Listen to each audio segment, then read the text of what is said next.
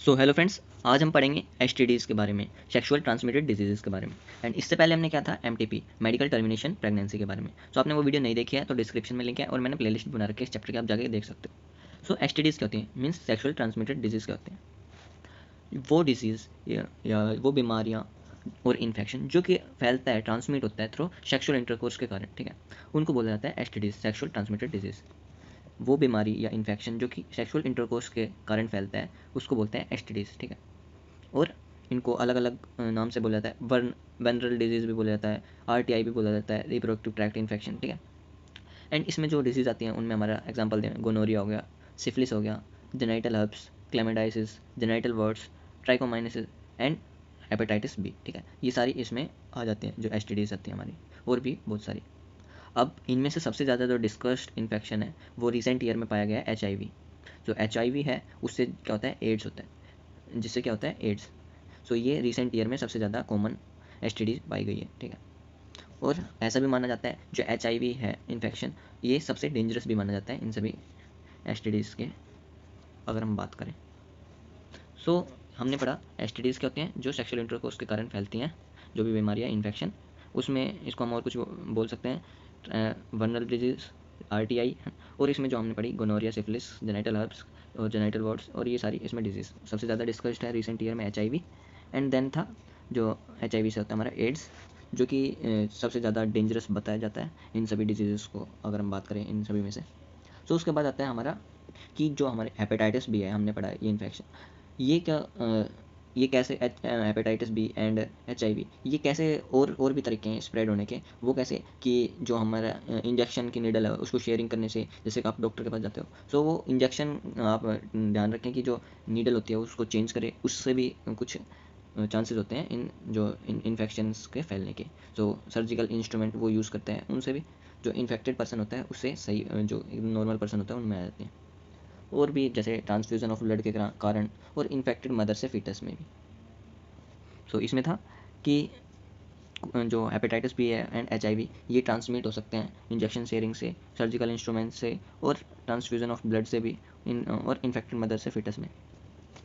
अब आता है हमारा छोड़ के, मतलब कि हेपेटाइटिस बी को छोड़ के, एंड जो एक्सेप्ट हेपेटाइटिस बी, ठीक है, जेनाइटल हर्ब्स और जो एचआईवी इन्फेक्शन है, ये क्यूरेबल है। क्यूरेबल मतलब इनको कम्प्लीटली सही किया जा सकता है, एक हेपेटाइटिस बी को छोड़ के।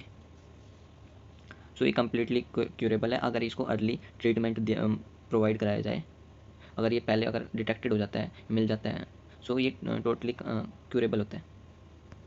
जो इसमें सिम्टम्स होते हैं वो बहुत मतलब माइनर सिम्टम्स होते हैं, जैसे कि इचिंग होती है, फ्लूइड डिस्चार्ज होता है, स्लाइट पेन होता है, और स्वेलोइंग, ठीक है, जो कि ये सारी चीज़ हमारे जेनाइटल रीजन पे होती हैं। सो ये सारे इसके सिम्टम्स हैं।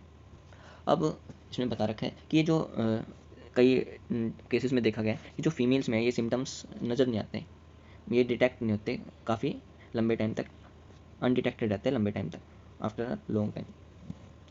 अब आता है हमारा कि आफ्टर लेस सिग्निफिकेंट सिम्टम, मतलब कि शुरू में इसके बहुत कम सिम्टम्स होते हैं अर्ली स्टेजेस में इस इन्फेक्शन के, और फिर बाद में ये डिटेक्ट होता है जब इसके जो ज़्यादा अगर प्रॉब्लम हो जाती है, जब डिटेक्ट होता है। सो उससे क्या है, वो बाद में कॉम्प्लिकेशन भी हो सकती है, बाद में उसको बहुत ज़्यादा परेशानी भी हो सकती है कि कुछ सोशल स्टिग्मा के कारण कई लोग चेक करवाने नहीं जाते, तो वो डिटेक्ट नहीं हो पाता। सो इन्फेक्टेड पर्सन जो टाइमली डिटेक्ट करवा लेता है उसको तो प्रॉपर ट्रीटमेंट मिल जाता है, नहीं तो बाद में उसको दिक्कत परेशानी होती है।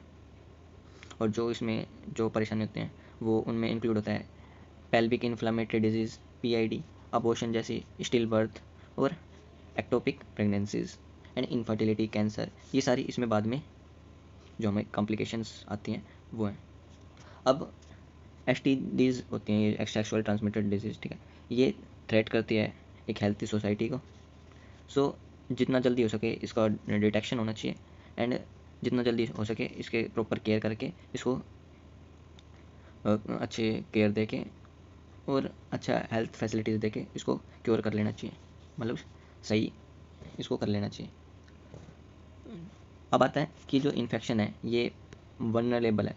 वनरेबल मतलब कि ये जो फैलता है किसी में भी फैल सकता है, ठीक है।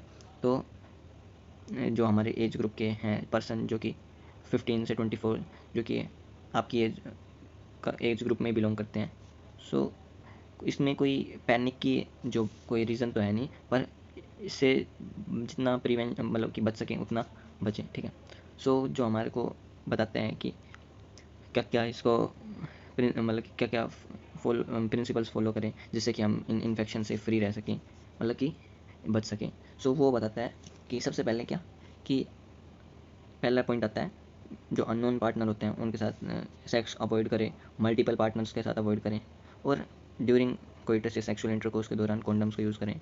एंड अगर कोई डाउट होता है सो क्वालिफाइड डॉक्टर से एक बार पहले जाके ट्रीटमेंट लें इसके बारे में, या फिर कंप्लीट डायग्नोस करवाएं इस डिजीज़ का।